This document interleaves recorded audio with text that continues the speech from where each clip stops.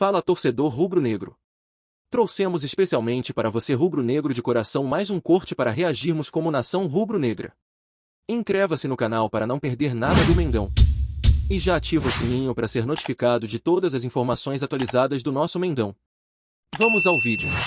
Rio, talvez a gente não tenha visto recentemente Flamengo e Botafogo em níveis tão parecidos, não técnico, claro, mas em outras questões para esse clássico que vai acontecer pelo momento no Maracanã. do Botafogo. Pelo momento do Botafogo. Tem mais a ver com o Botafogo do que com o Flamengo? Tem, lógico. O Flamengo há muito tempo vem ganhando título, faz tempo que está numa boa fase e tal, ó, dá uma mergulhadinha, contrata um técnico que não funciona, mas ganha com um técnico que tem até o vírgula, apesar do fulano. Não foi assim com o Rogério Ceni? Campeão brasileiro, vírgula, apesar do Rogério Ceni. Não, ok, mas era assim que a torcida encarava. Mas o Flamengo vem há muito tempo, desde que fez toda essa reestruturação financeira, etc. Tudo isso que tem hoje no Palmeiras, que o Jean está dizendo que não tem do outro lado, lá tem. E o Botafogo é por esse momento. Os números recentes do Botafogo são muito bons, uma série invicta muito boa lá, 11 jogos mesmo, ó, 9 vitórias e 2 empates. Questiona-se os adversários, não interessa. Jogou com o time em reserva e fez o papel dele, hein?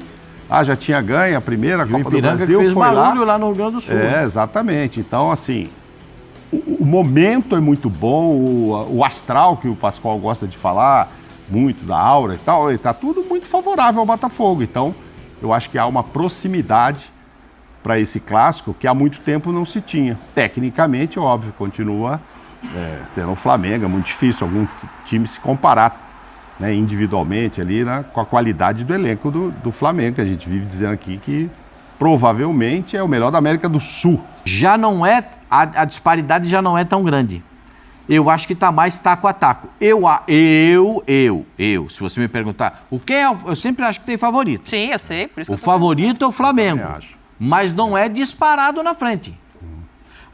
Flamengo. Vai dividir uma ficha, assim? Não. Eu vou dizer para você, 6-4. 45-55. Vem ele. Muro Naves. Ele vem às sextas-feiras. Eu não falei 50-50, não tem Muro Naves. Eu falei 50-50. 45-55. Eu acho que 60-40. E o técnico, quem não gosta disso, não sei se você vai botar o técnico do Botafogo para falar. Não existe isso. 70-30, 40-60. Não existe. Clássico é clássico. Eu vi essa entrevista. Clássico é clássico. Eu acho que assim, a gente está dando esses percentuais. Vocês estão dando esses percentuais. Não, você também, já pode falar o seu aí. Não, o meu acho que é o mais largo, talvez. 65-35. Tá. Entendi. Você viu um 8-2, né? Não, 65-35 é uma boa diferença, vai. Tá bom. É quase 7-3. Foi o mais corajoso aqui. Foi uma... Não, e aí eu acho assim, talvez essa dúvida, ela Mas pra quem? Pro Flamengo. Tá. Eu acho que essa dúvida, talvez ela persista, porque o Flamengo, essa nova fase do Flamengo, esse bom momento do Flamengo, é um momento de 3 jogos apenas e 2 deles contra adversários, muito fracos. Mas ainda que sejam adversários muito fracos, num deles o Flamengo meteu 8 gols, que não é todo dia que acontece mesmo. E no mais forte ele perdeu, né? 95. E no mais forte dos 3 ele perdeu, mas fez um bom jogo. Foi contra o Inter. Exato. Mas eu acho que foi um bom jogo. Foi um bom jogo. Para mim foi muito mais significativo o jogo que o Flamengo faz contra o Internacional do que o primeiro contra a Nublense. Então, o Pascoal falou exatamente isso ontem. Você estava se referindo ao Maringá, não era ao Nublense, né? Não, significa muito mais o que o Flamengo fez contra o Internacional, a ascensão do time do Flamengo, do que provavelmente você encontrar o adversário, o jogo fez 8 aqui, do Nublense e tal. Isso não importa. O que eu vi do jogo internacional, para mim, é mais importante, mesmo sendo derrota. Agora eu quero fazer uma outra pergunta Botafogo aqui. Depois do Carioca mudou muito, né? Com certeza. No cara a cara, dá 11-0. Não, a gente não tá pedindo isso. Não. Eu só quero saber o seguinte. Que cara a cara? Porque que Flamengo que vai jogar? Em 3 jogos, o Sampaoli colocou 3 escalações diferentes em campo. Mudou o sistema de jogo durante as partidas, mas tem uma coisa interessante também pra gente olhar. A gente tá vendo aí, vamos ver jogo a jogo, né? Como é que ele fez. A gente estava fazendo uma conta mais cedo. Tem 7 jogadores que se repetem nos 3 jogos, apesar das diferenças. Que são Santos, Fabrício Bruno, Thiago Maia, Gerson, Ayrton Lucas, Pedro e Gabriel. Então, assim, ele mudou muito. Mas existe uma base ali que a gente tem, às vezes, a falsa sensação de que não existe nesse Flamengo do Sampaoli, Pascoal. O que, na verdade, gira é o esquema tático. Sim. Às vezes com 3, às vezes com 2, às vezes libera os 2 alas, como nessa partida contra o Maringá. Né? Joga com 2 zagueiros, segura o Thiago Maia e libera o Ayrton Lucas e o Wesley. Enfim, e aí esse é o time. Aí são os jogadores que foram repetidos nos 3 jogos, que começaram como titular nos três jogos que ele comandou. E que só tem pra gente grande saber quem chance são. de começar de novo. Significa dizer que esses aí vão jogar. Também acho. Né? O Léo Pereira só não jogou... Será que ele começa com o Pedro Gabriel de novo? Claro. Por que não? Não, eu acho que sim, mas é porque era uma coisa que todo mundo temia que fosse se desfazer muito rápido. O Flamengo só vai mudar muito quando 2 jogadores estiverem completamente à disposição. Quando o Bruno estiver pronto para jogar, pode escolher. Aí é problema dele escolher quem vai sair. Quando o Arrascaeta estiver pronto para jogar, alguém já sabe que não vai jogar. Então, você põe o Bruno nesse... É engraçado, eu tenho dúvidas agora de como e quando... Encaixar o Bruno, quando, né? Henrique se encaixa. Ele vai precisar de tempo. Mas é que o Bruno tem todos os requisitos que ele gosta. Mas eu acho que o Arrascaeta está à frente nessa briga no sentido de ser titular absoluto. Sim. Nesse caso, sim, porque o Arrascaeta é que faz o time funcionar. E até porque você olha para as outras peças do elenco e, na cabeça do torcedor do Flamengo, ainda Cebolinha e Bruno Henrique não existe comparação por tudo que o Bruno ofereceu ao Flamengo. E por tudo que o Cebolinha não ofereceu desde que chegou. Exato, mas a gente sabe do que o Cebolinha é capaz. Então, assim, é um jogador que ainda... É isso que eu digo, né? Às vezes a gente desiste muito rápido de grandes contratações de nomes que a gente sabe que tem qualidade. O Flamengo não desistiu, o São Paulo não desistiu, mas acho que, assim, o Cebolinha é um cara que, de uma hora para outra, ele pode começar a render no mais alto nível, assim como o Marinho rendeu bem no primeiro jogo que fez com o São Paulo, e pode ser uma peça importante se a gente lembrar o que ele fez com o São Paulo e também no próprio Santos. Então, eu acho que, assim, ele tem muitas alternativas para os lados, muitas, mas ele tem boas alternativas para os lados. O Arrascaeta diria aquele ministro antigo, imexível, né? Penso da seguinte forma, o Flamengo tem um elenco tão bom, que ele contempla tudo aquilo que o treinador imagina. É isso. Tudo que o treinador do Flamengo imagina, porque ele tem ideias. Eu acho legal o treinador que tem ideias. Eu acho positivo. E ele não é um treinador que está fazendo assim, mas ele está mudando todo o time toda hora. Não, ele muda 2 peças, 3 peças. O Abel faz isso no Palmeiras. Vai jogar clássico. Aí ele bota a rapaziada, aquele terno de gabardine, sapato de cromo alemão, vai todo mundo entendeu? Todo mundo arrumado. Agora, não é um jogo daquele tamanho, ele pode dar uma mexida como mexeu, como vem mexendo. Então o exercício agora é o seguinte... Vamos montar o Flamengo que vai entrar em campo. É pro jogo? Pro jogo contra o Botafogo. Ele começou com 3 zagueiros, começou com 2 laterais e a linha de 4 o outro, depois subiu os meninos para fazerem a ala, e a gente tem aqui o nosso campinho.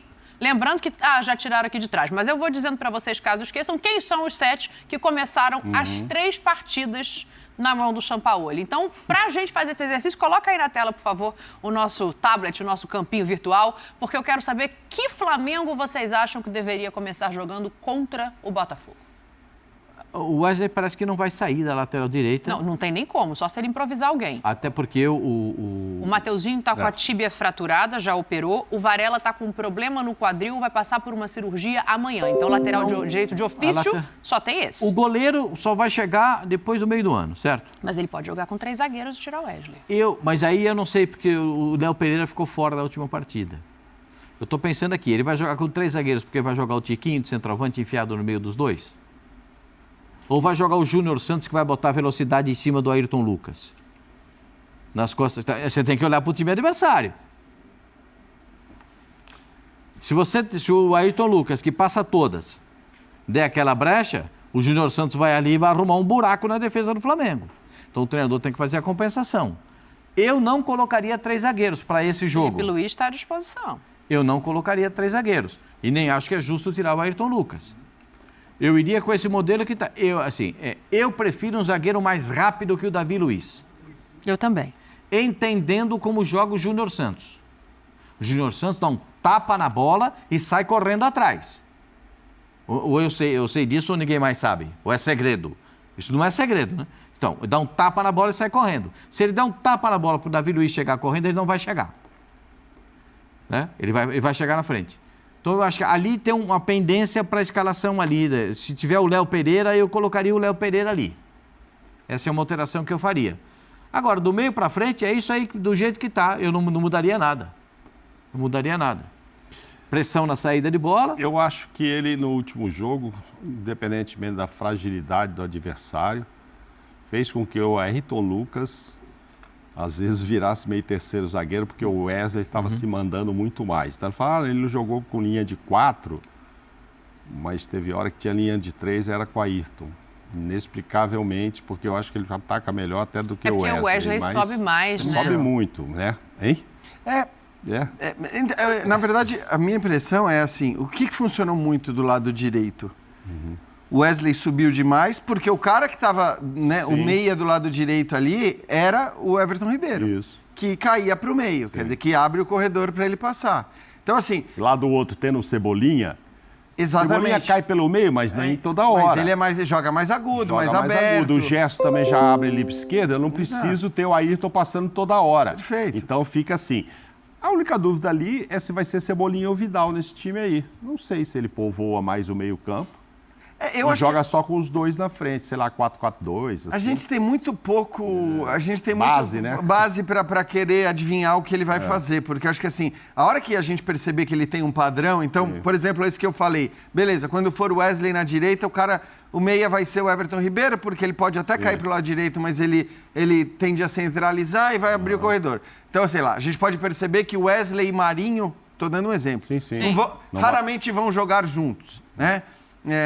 Ou raramente vão jogar juntos, você tendo do outro lado Ayrton Lucas e Cebolinha, que é meio que a mesma coisa. Então, a gente ainda vai perceber quais são as lógicas que o São Paulo vai criar na cabeça dele. Mas eu também não consigo sair muito do que foi essa Esse time aí jogou alguma vez? Esse que você colocou ali, Dani? Esse time é o time que jogou o último jogo. Deixa eu só dar uma informação aqui, ó. Eu recorri aos amigos também jornalistas, setoristas do Flamengo, a Letícia Marques e o Fred Gomes, para pegar a informação certinha. O Léo está à disposição e o Felipe ainda está fazendo a transição. Então o Felipe Luiz, nem que ele quisesse, poderia jogar. Para mim, se o Léo pode jogar. Eu trocaria.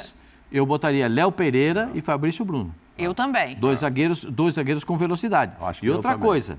O time do Flamengo tem que melhorar a estatura, porque o time do Botafogo é um time alto. São jogadores fortes.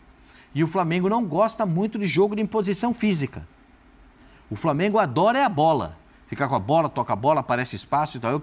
Agora, da chegada do físico... Você já viu os caras do Botafogo como são um cara sujeito forte? Então, a imposição física pode aparecer nesse jogo.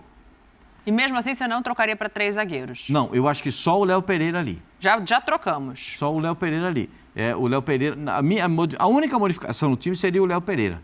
Cebolinha lá na frente, você manteria o meio-campo? A minha visão é, o Gerson vai funcionar mais como um meia segundo volante. O Gerson vai estar mais para cá, né? Meia segundo... Não, é isso aí. O Gerson um pouquinho mais para trás, meia segundo volante, isso. E um pouquinho mais para cá, o Everton Ribeiro. Para ficar aberto? Aí, o Gabigol um pouquinho mais para dentro, ao contrário, um pouquinho mais para dentro do Gabigol. Então, na verdade, você está fazendo assim. Isso, exatamente. E o Everton cobrindo aqui, para esse menino poder passar para cá. O Cipollino vai jogar tanto aberto quanto vindo buscar a bola aqui. E joga aqui. Entendeu? O Ayrton Lucas vai ter que se preocupar com o Júnior Santos. Que é alto, é forte e é rápido. Então, por isso que eu estou falando, o Flamengo tem algumas preocupações para esse jogo, não é só entrar em campo e jogar. As pessoas, a análise de quem enxerga futebol é entender o comportamento do time adversário, a imposição física, como é que é feito isso e quais são os espaços que podem ser oferecidos. E você negar os espaços que você tem que tomar conta. Pascoal, vou aproveitar um gancho do Jean e fazer para vocês 3, que eu não preciso responder isso, uma indagação do Lugano ontem, quando eu falei que o Thiago Maia seria o primeiro volante, o Lugano falou, mas você não acha que ele confia demais no Vidal? Todo o passado, evidente. Então, assim, fico pensando assim, se for jogar este time aí, haveria a possibilidade de não ser o Thiago e ser o Vidal, pelo que ele se conhece? Porque o São Thiago Paulo... Maia? Eu não tiraria o Thiago Maia. Eu também não tiraria, mas ontem o Lugano me fez essa indagação. Não sei, porque eu fico pensando. Aí, como diz o Jean, quando eu falei. No primeiro jogo ele fez isso. Não, ele abraçou todo mundo que ele já conhecia. Daí pra frente ele começou a modificar. Não, e como diz o Luan, o Jean são tão poucos jogos que a gente não pegou o padrão base, dele. Né? No quinto ou sexto, que tiver toda hora o Vidal, você fala, pô, ele, Vidal tal. Primeira substituição, sempre o Marinho, ele fala, pô, ele tá lembrando do Marinho lá do Santos. Não sei, aí você vai pegando algumas coisas. O primeiro a entrar no time não é o fulano, é o Marinho. O Vidal parece que não sai. Sai no segundo tempo porque não aguenta, mas para começar, entendeu? A gente não tem essa repetição, tanto é que são 3 jogos, 3 diferentes e... Mais que isso, né? Faz 30 e tantas partidas. A menina perguntou, a Raíssa... Faz mais de 30 partidas que ele não repete uma escalação por onde passou. Por onde passou, então não vai ser aqui por enquanto. Vocês acham que é dessa vez que ele repete pra gente pro intervalo? Mexer no Léo já não repetiu, né? Eu não apostaria pra amanhã na ainda não. E olha, assim, pode vir até coisa nova. Assim, pelo que a gente viu do Ayrton Lucas e do Wesley, 3 zagueiros com os 2 alas mantidos. Você pode sai ter... quem? Então, a questão é sempre essa, quem sai? Porque aqui nesse time a gente já não tem o Marinho, a gente já não tem o Vidal. No Interjogo o Everton Ribeiro é sempre, e ele jogou bem, mas ele é sempre um candidato a sair. Cebolinha é sempre candidato a sair, porque o Gerson... Cebolinha também. O Gerson pode fazer a meia ponta, como fez contra o Internacional, e foi muito bem. Foi o melhor jogo do Gerson. Para entrar mais um zagueiro, ou sai o Cebolinha ou sai o Everton Ribeiro. Mas como é o primeiro clássico, eu não acredito que desfaça a dupla para este jogo. Gabriel e Pedro. Gabriel e Pedro.